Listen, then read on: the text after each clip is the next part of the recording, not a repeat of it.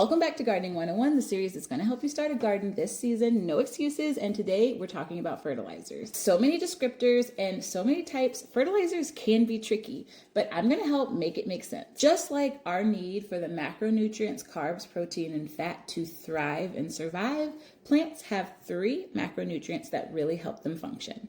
Those macronutrients are nitrogen, potassium, and phosphorus. You'll often hear this explained as the NPK value in fertilizers, and it will be listed as a 3-number reference. Now, plants also have secondary macronutrients that really help them to function. These are going to be calcium, magnesium, and sulfur. But when you're looking at a fertilizer bag, you won't see them on the main list of ingredients. Now, as far as what these macronutrients provide, our nitrogen is going to give us really lush, leafy green growth.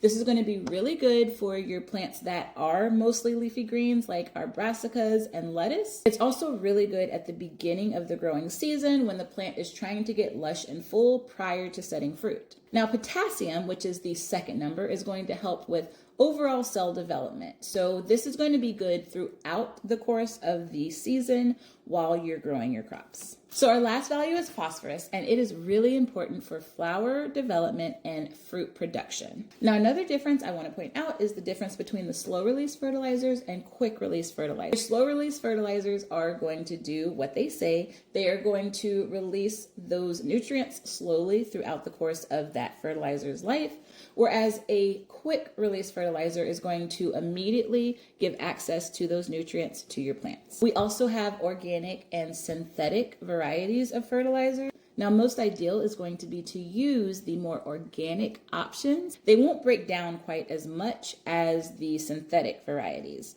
You'll also find that the availability or the amount of fertilizer in a synthetic will look like it's a lot more, but this may increase the chance of burning your plant. Now, with that in mind, what is the best type of fertilizer? I always say to choose the best that you can in your situation. So don't splurge out on something that is outside of your price range. Choose what works for you. As far as what I do in my garden, I will often put a slow release organic fertilizer that is really balanced into the soil as I am mixing up the soil at the beginning of the season. I will also add this each time I plant a new plant.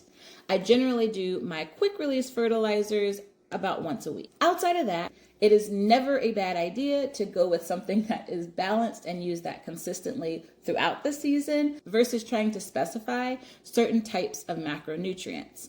Unless you get a soil test and you have a really good idea of what specifically is lacking, having a balanced fertilizer is going to make sure that you have a little bit of all of the varieties that you're looking for the success of your plant without having to overdo it on one type of fertilizer or another. Now, the actionable step here is to keep an eye out for fertilizer sales.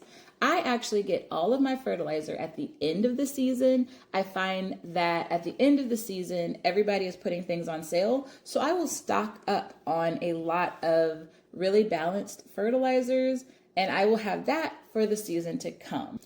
As of right now, this is the time when a lot of the big box stores are having their spring sales. So definitely keep an eye out for balanced fertilizers that may be on sale right now, because this is going to be the best time to get it outside of the end of the season sales. And as always, let me know in the comments if you have any more questions.